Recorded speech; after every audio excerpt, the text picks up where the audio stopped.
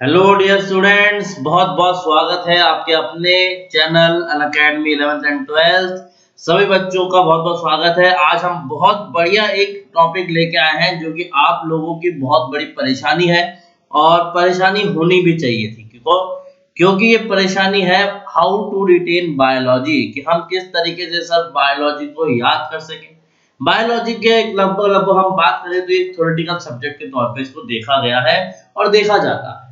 क्यों ऐसा क्यों है? क्योंकि मेजर पोर्शन बच्चों को लगता है कि हमको याद करना पड़ेगा और यही सवाल बच्चों के मन में आता है और वो हर बार हमसे यही सवाल पूछते हैं कि sir how I can retain the biology, how I can remember the biology.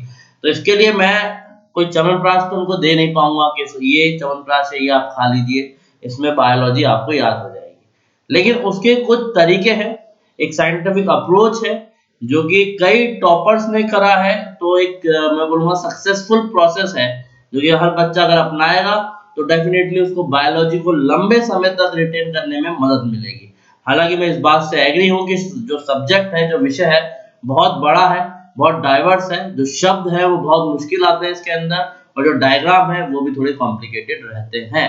तो इन सभी का कैसे हम एक सिंप्लीफाइड तरीके से इस्तेमाल करके एक best way to revise, best way to remember and best way to retain the things which we have read, उसका हम एक तरीका मैं आप लोगों के सामने लेके आया हूं। आप सभी इस चैनल को जरूर सब्सक्राइब करिए, बिकॉज यही वो चैनल है जिसके माध्यम से आप और हम जुड़े हुए हैं और इस चैनल के माध्यम से ही मैं आपको सारी की सारी चीजें बता रहा हूँ। और सबसे बड़ी बात मैं आपको ये बता दूं कि इस चैनल तक आने के लिए आप लोग एक और चैनल यूज कर सकते हैं, वो है Telegram channel Unacademy 11th and 12th. Why I am saying this? Because on this channel you will get the maximum notification। सबसे पहले यहाँ पे हर एजुकेटर अपनी नोटिफिकेशन अपने चैनल के लिंक डालता है, तो इस चैनल को जरूर से ज्वाइन कर लीजिए। ठीक है, आगे की बात करेंगे तो बच्चे सब कुछ जो हम पढ़ रहे हैं यहाँ पे उसका 100 टाइम बेटर वर्जन आपको अनअकैडमी सब्सक्रिप्शन में देखने को मिलेगा।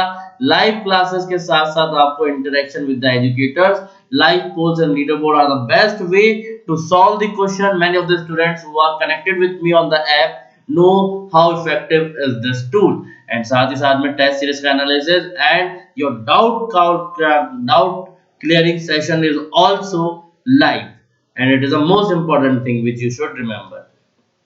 विद किसके साथ आप पढ़ेंगे तो डेफिनेटली बात है India's best educator are there, they are doing their best and you should also involve in this. ठीक है, जुड़ जाइए हमारे साथ और पढ़िए और अपना फ्यूचर सिक्योर करिए। ठीक है, ऐप को आप इंस्टॉल कर सकते हैं एप्पल ऐप स्टोर और गूगल प्ले स्टोर से, and you can get a subscription by choosing your goal. If your goal is class 11th and 12th, and if you want to take NEET and 11th 12th both, then there is a combo subscription also available. You can use my code RSS10 for a 10% instant off. Go for it guys, it is a very good package, and Iconic is the best one because here you get a personal coach and a study planner। Personal coach and study planner आपको दोनों इसमें मिल जाएंगे ताकि आपको ये ना सोचना पड़े कि अब मैं आगे जाके क्या पढूं, कैसे पढूं। ठीक है, and here also you can use my code RSS10 for instant 10% of. ठीक है, ये लिमिटेड टाइम पीरियड ऑफर है तो आप इसको डेफिनेटली जितना जल्दी हो सके ले लीजिए। तो चलिए बच्चों, शुरुआत करेंगे, बायोलॉजी के बारे में बात करेंगे कि how you can retain the biology, what is the best method by which you can retain the biology. सबसे पहली बात है बच्चे, सबसे पहली बात है कि इंटरेस्ट आपका इसके अंदर होना चाहिए। ठीक है, biology the study of life, क्या बोलूंगा बायोलॉजी को? The study of life. The study of life को पढ़ने के लिए थोड़ा सा जीवंत आपको खुद को बनना पड़ेगा सब्जेक्ट के प्रति, थोड़ी सी सद्भावना आपको खुद को जाहिर करनी पड़ेगी सब्जेक्ट के प्रति, थोड़ा सा सहानुभूति और थोड़ा सा इंटरेस्ट। ये सब चीजें अगर आप मिला लेंगे तो सब्जेक्ट से प्यार होने लगेगा। एक कछुआ, फूल, पत्ती, animal, DNA, RNA, ecology, ecotone, ये सब आपको पसंद आने लगेंगे। ठीक है, तो पहले थोड़ा सा आप इसके प्रति प्यार से इस सब्जेक्ट को देखना चालू करिए। आगे की बात करेंगे तो ये आप सभी जानते हैं कि biology is a very diverse subject. इसके अंदर जो डिमांड है, जो अभी आने वाले फ्यूचर डिमांड है, जो करियर की मैं बता रहा हूँ आपको, biotech is going to be a crucial branch जहां पे आप अपना करियर देख सकते हैं।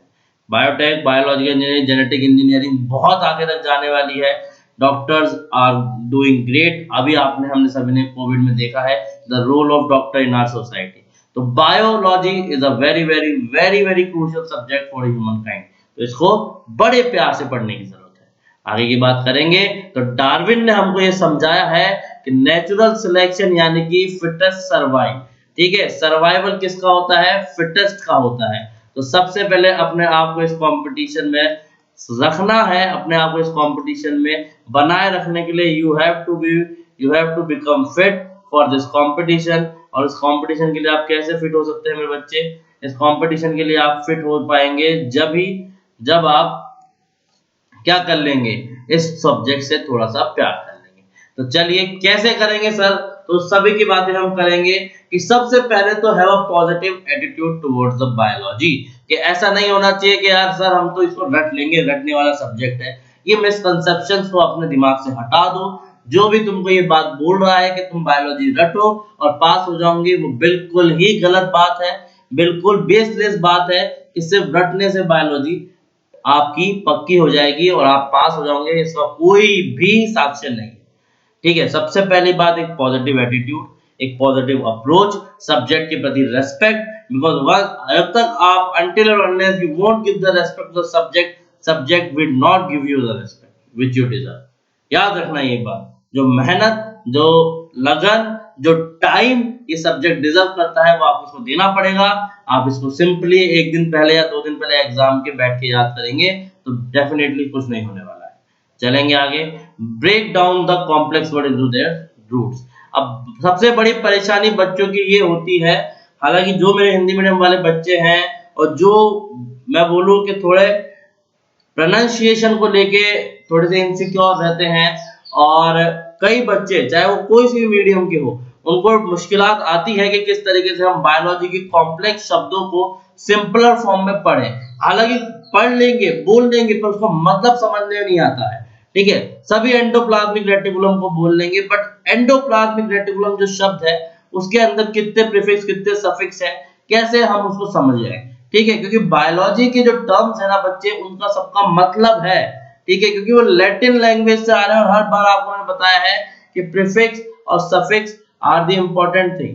प्रीफिक्स एंड सफिक्स के बारे में आपको जानकारी होनी ही चाहिए बच्चे। जैसे कि यहाँ पे फॉर एन एग्जांपल मैंने एक वर्ड लिया है एंडोप्लाज्मिक रेटिकुलम। मैंने यहाँ पे वर्ड लिया है एंडोप्लाज्मिक और रेटिकुलम, ये 3 वर्ड है। तो एंडो का मतलब है विद इन, आप लोगों को यहाँ दिख रहा होगा। प्लाज्मिक होता है साइटोप्लाज्म, और रेटिकुलम माने कि नेट लाइक। तो net like structure with in the cytoplasm is what endoplasmic reticulum.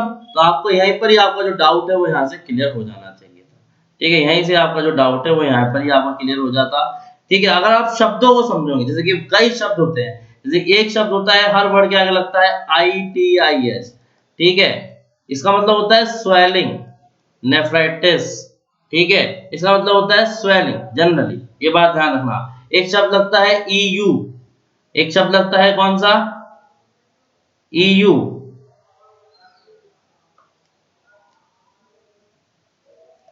इसका मतलब होता है ट्रू। ठीक है, eukaryotic, true nucleus. Karyotic term जो लगता है न्यूक्लियस के लगता है। तो कॉम्प्लेक्स वर्ड्स को पहले तोड़ना चालू करो, उनको समझो कि प्रीफिक्स और सफिक्स में क्या लग रहा है। जैसे पेप्सिनोजन, तो जन जो है वो एक सफिक्स है जो कि क्या बता रहा है कि ये इनएक्टिव है। समझ गए आप बात को? प्रो, प्रो जो वर्ड लगता है वो किसके लिए लगता है? प्रिमिटिव के लिए लगता है। समझ गए? तो ये सब सफिक्स और प्रीफिक्स पे थोड़ा सा ध्यान देंगे तो हमको जो बायोलॉजी के मुश्किल टर्म है वो भी आसान लगने लग जाएंगे। समझ गए? आगे बात करेंगे। अगला क्या है? अगला कौन सा तरीका है कि आप बायोलॉजी को ज्यादा अच्छे से रिटेन कर पाएंगे? तो बच्चे वो है draw and label the diagrams. ठीक है, डायग्राम बनाइए, उनको लेबल करिए। वही तरीका है कि आप चीजों को याद कर पाएंगे। जैसे कि फेशियल बोन के नाम बहुत सारे 90% बच्चों को पूरे नाम फेशियल बोन्स के याद नहीं रहेंगे, और जिनको नाम याद है उनको पोजीशन याद नहीं रहती है। तो बेटा जब तक आप डायग्राम नहीं बनाएंगे तब तक आपको पोजीशन याद नहीं रहेगी, जब तक आप उसको समझ नहीं पाएंगे कि वो कहाँ पे कौन सी चीजें होती हैं। Because your visual memory will enhance your storage। समझ गए बात को? जो भी आप अपने दिमाग में स्टोर कर रहे हैं मेमोरी को, वो आपकी विजुअलाइज मेमोरी जब आप लिख के काम करेंगे, समझ रहे हो, तभी वो एनहेंस हो पाएगी, तभी आप ज्यादा मात्रा में ज्यादा अच्छे से चीजों को रिटेन कर पाओगे। देखना, एक बात तुमको फॉर एन एग्जांपल में बताता हूं कि जब तुम खुद गाड़ी को ड्राइव करके किसी रास्ते पे जाते हो तो तुमको रास्ता याद रहता है, और जब तुम साइड की सीट पे बैठते हो तो तुमको रास्ता याद नहीं रहता है, मतलब आधा अधूरा सा याद रहता है। तो जब तक हम किसी काम को खुद अपने हाथों से ना कर ले, बुक में बने हुए डायग्राम को देखते रहो, चाहे 1 घंटा, चाहे 2 घंटा, चाहे रोज, फिर भी उसके अंदर कहीं ना कहीं किसी ना किसी दिन कंफ्यूजन आ ही जाएगा। बट जिस दिन तुमने खुद ने उसको बना लिया 4 बार, देन वो डायग्राम तुम्हारा अपना हो जाएगा, उसके बाद तुम उसको नहीं भूलोगे। ठीक है यार, फिजिक्स केमिस्ट्री में भी तो सवाल करने के लिए पेन उठाना पड़ता है ना, तो बायोलॉजी को भी याद करने के लिए पेन उठाओ, तो समझ में आएगी चीजें। चलिए आगे बढ़ेंगे। Read the text book before the class. Every time every student must follow this, must follow this। ठीक है, कोई भी सब्जेक्ट चालू होने वाला है, अपनी एनसीईआरटी उठाओ, चाहे उसमें अंदर से तुमको चैप्टर समझ में आ रहा है पढ़ने में या नहीं आ रहा है, पर उसकी एक रीडिंग जरूर से लगाओ। क्लास के अंदर जो भी पढ़ाया जाने वाला है आज, उसकी रीडिंग जरूर से होनी चाहिए, तभी जाके क्या रहता है, हमको एक टच मिल जाता है।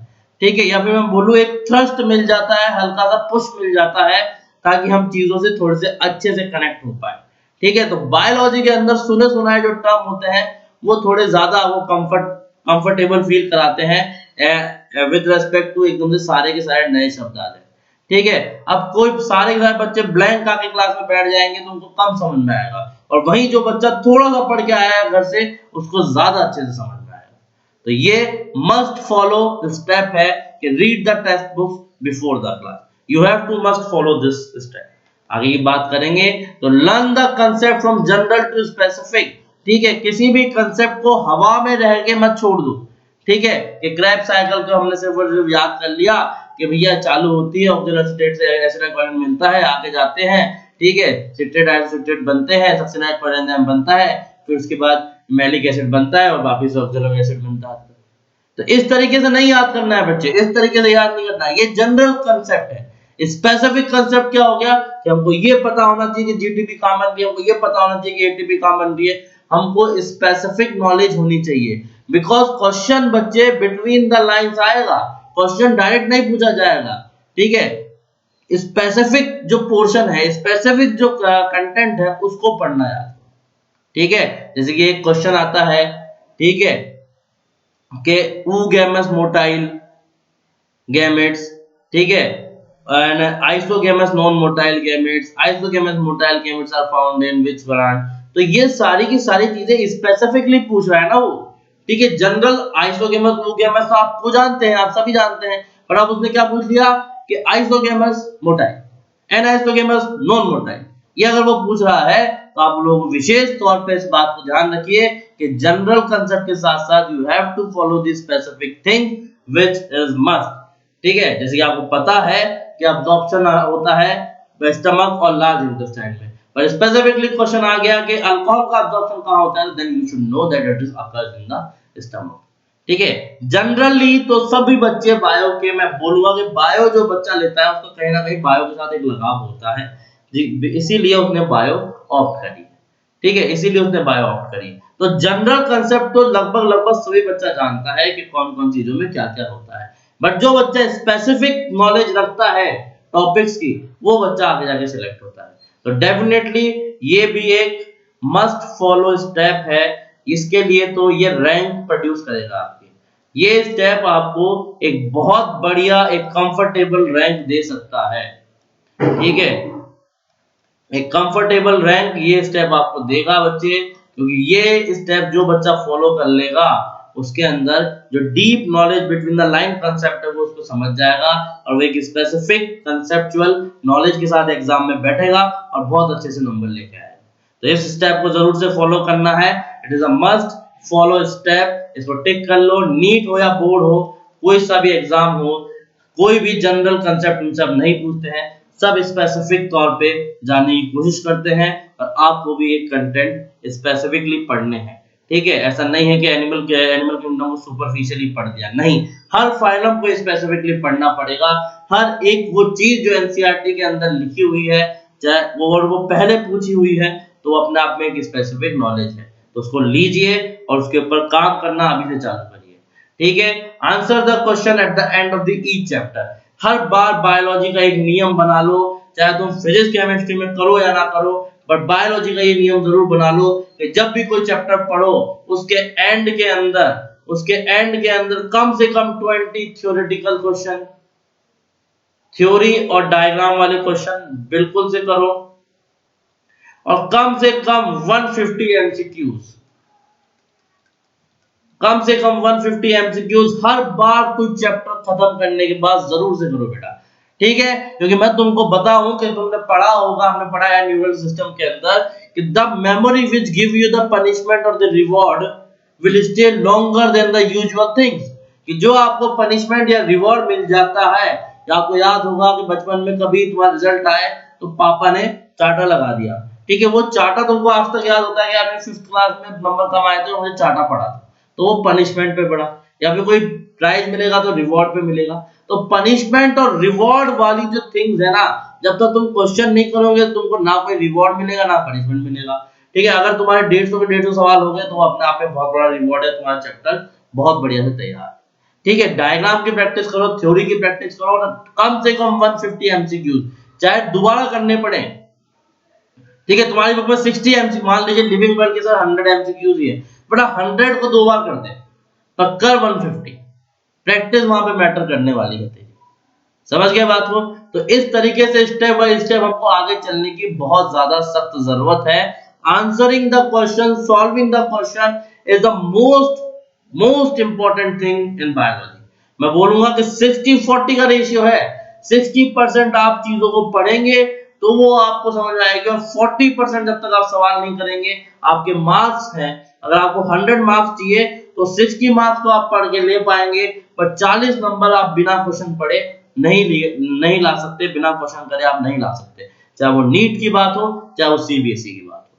तो इस बात को भी ध्यान रखिए कि बायोलॉजी को पढ़ना है तो आपको स्पेसिफिकली क्वेश्चंस करने पड़ेंगे, और आप जब क्वेश्चन करेंगे तभी आपको पता लगेगा कि कौन सा टॉपिक कितना इंपॉर्टेंट है और कितना ज्यादा उससे घुमाया जा सकता है, कितना लैंग्वेज को कॉम्प्लेक्स किया जा सकता है, किस तरीके से एग्जामिनर सोच रहा है, और आपको कौन सी चीजों पे ज्यादा एफर्ट डालने हैं।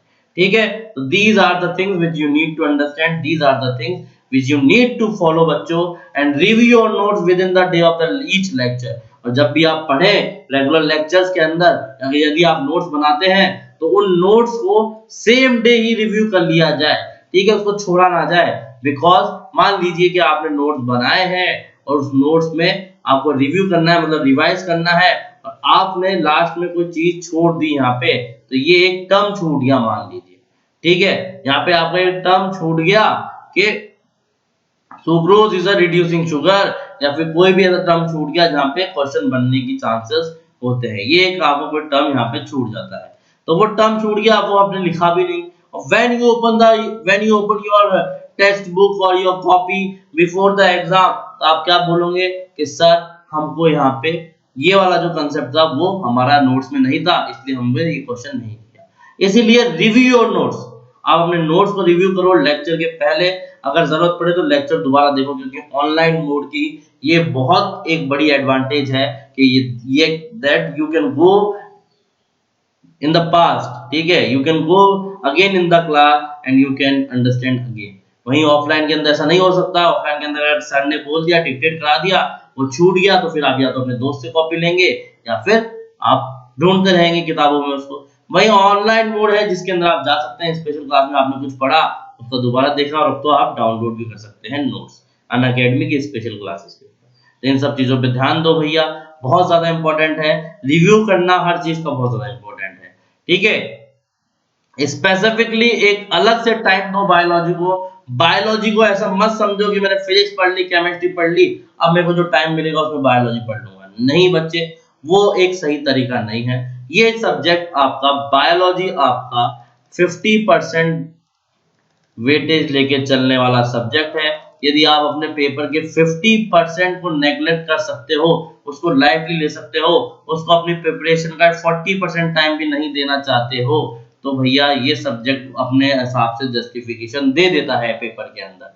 कई बच्चों को सिली मिस्टेक्स करते मैंने देखा है, कई बहुत होनहार बालकों को सिंपल क्वेश्चन में मैंने फिसलते देखा है, because the language they use is the language which you don't read, कि वो जो लैंग्वेज इस्तेमाल करते हैं वो लैंग्वेज आप पढ़ते नहीं है, ठीक है, या फिर आप जो लैंग्वेज पढ़ते हैं वो लैंग्वेज क्वेश्चन में इस्तेमाल नहीं करता है एग्जामिनर, ठीक है। तो इसके लिए जब तक आप स्पेसिफिकली टाइम नहीं देंगे, और कितना टाइम देना चाहिए, आइडियली रोज की मैं बात करूं तो ज्यादा नहीं बोलूंगा मैं आपको, 2.5 आवर्स अगर आप रेगुलर रोज अगर बायो को दे देंगे ड्यूरिंग द एग्जामिनेशन टाइम के लास्ट के 6 महीने भी दे देंगे, तो आपकी बायोलॉजी एक जो आपकी बायोलॉजी में कमांड होने वाली है उससे आपको कोई भी चैलेंज नहीं कर पाएगा, आपको कोई क्वेश्चन नहीं अटकेगा। If you are giving the 2.5 hours daily then your biology is going to be very strong, ठीक है, आपसे कोई क्वेश्चन नहीं अटकेगा, इस बात की जिम्मेदारी मेरी है।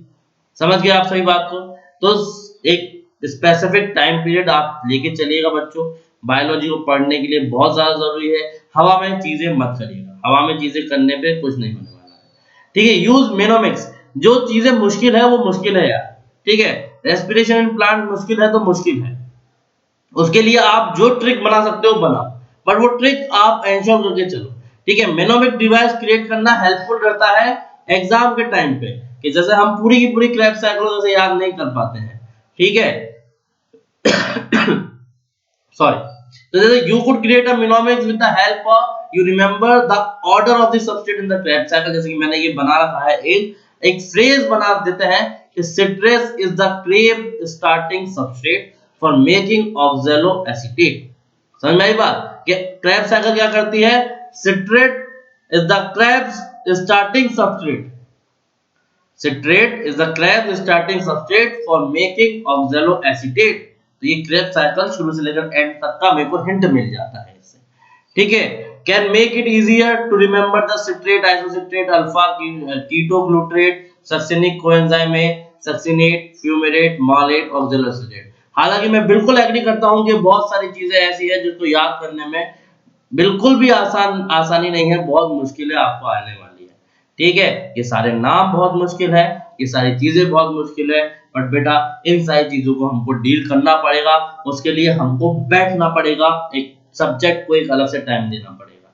मिनोमिक्स बनाओ, चीजें आसान होती है, कई जगह है, कई आपको ट्रिक्स एंड टिप्स मिल जाएगी, बट मेरा अपना पर्सनल जो सजेशन रहेगा वो ये रहेगा कि जितना कम मिनोमिक्स और ट्रिक्स के ऊपर डिपेंड रहोगे उतना ज्यादा आप कंसेप्चुअली सब्जेक्चुअली स्ट्रांग रहोगे, एंड ये बहुत ज्यादा जरूरी है। बट हमको किसी भी तरीके से साम दाम दंड भेद करके एग्जाम पास करना है तो हम कुछ भी यूज कर सकते हैं, उसमें कुछ गलत नहीं है। आप मिनोमिक्स यूज करिए, टिप्स एंड ट्रिक्स यूज करिए, बस ये चीजें आपको सही ऑर्डर में एग्जाम में याद रहनी चाहिए। जो कैसे याद रहेगी, ये तभी याद रहेगी जब आप इसका स्पेसिफिकली क्या करेंगे, रिमेंबर, इसका स्पेसिफिकली प्रैक्टिस करेंगे, इन मिनोमिक्स को भी आप रिवाइज करेंगे, इसकी प्रैक्टिस करेंगे, तभी जाके ये आपको अच्छी तरीके से याद रहने वाली है, ठीक है। आगे की तरफ बढ़ेंगे और हर बार 5 से 6 चैप्टर को मिलाइए और अपने एग्जाम या टेस्ट से पहले क्विज़ेस करिए या ओल्ड प्रीवियस क्वेश्चन पेपर करिए, पीवाईक्यूज करिए, ठीक है, प्रीवियस ईयर क्वेश्चन पेपर करिए, हर एग्जाम के पहले कम से कम 200 क्वेश्चंस आप जरूर से करिए, ठीक है। और मल्टीपल चैप्टर्स के क्वेश्चन एक साथ करने की कोशिश करिए, जैसे 6-7 चैप्टर मिला के आपने यूनिट टेस्ट दे दिया, ठीक है, 2-3 चैप्टर का आपने एक बड़ा टेस्ट दे दिया, तो उठाइए, पेपर उठाएंगे पिछले साल के तो डेफिनेटली बहुत आपको मदद मिलने वाली है। और जहां पे आपको क्वेश्चन ना आए उसी की थ्योरी पढ़ो, ठीक है। ऐसा नहीं कि आप रेस्पिरेशन पूरा पहले रेस्पिरेशन पढ़ रहे हो फिर उसके क्वेश्चन कर रहे हो, नहीं, अब पढ़ लिया है एक बार तो रिवीजन में क्या करेंगे, डायरेक्ट क्वेश्चन करेंगे और जो क्वेश्चन नहीं आएगा सिर्फ उसकी थ्योरी पढ़ेंगे, ठीक है। ऐसे आपकी थ्योरी भी रिवाइज हो जाएगी और आपके क्वेश्चंस भी हो जाएंगे। तो guys, B assured that you follow these things before entering in the examination hall. ये जो 2-3 महीने आपके पास बचे हैं, ये सारी की सारी चीजें आप अभी से फॉलो करेंगे तो आप बायोलॉजी को एक बहुत ही अच्छे स्तर पे, बहुत ही अच्छे लेवल पे रिटेन कर पाएंगे, याद कर पाएंगे। और लास्ट में इस सेशन के बाद आपको जो भी डाउट आ रहे हैं, चाहे वो फिजिक्स केमिस्ट्री बायोलॉजी के अंदर आए क्लास 6 to 12 के बच्चे कुछ भी नहीं करना चाहेंगे, सिर्फ अपना डाउट क्या करेंगे, अनअकैडमी ऐप को डाउनलोड करेंगे और अनलिमिटेड डाउट वो पूछ सकते हैं। ठीक है, अनलिमिटेड डाउट किसी भी समय वो पूछ सकते हैं। हाई क्वालिटी वीडियो आपको हिंदी और इंग्लिश में मिलेगी। ठीक है, receive exact matches for the question, और जो आपने क्वेश्चन पूछा है वही मिलेगा। इंस्टेंट एंड एक्यूरेट सॉल्यूशन मिलेगा और असिस्टेंट विद द होमवर्क भी मिलेगा आपको। तो you can ask a doubt with the Unacademy. आपको सिंपली क्या करना है, ये आज का डाउट वाला सेक्शन है, यहाँ पे इसके ऊपर जाना है और स्टेप 2 है कि वो पिक्चर ले लीजिए आप गैलरी से, उसको अपलोड कर दीजिए, then we will see your question and we will answer it. ठीक है, we will see the question and we will answer it. For any type of help, for any subscription, if you want, use my code RSH10, download the Unacademy app, और for free doubt clearance also आप मेरा code इस्तेमाल कर सकते हैं। और आपको free में डाउट क्लियर करने हैं तो use the code RSH10 guys, use the code RSH10, it will give you instant access for your doubt जो आप फ्री में पूछ सकते हैं।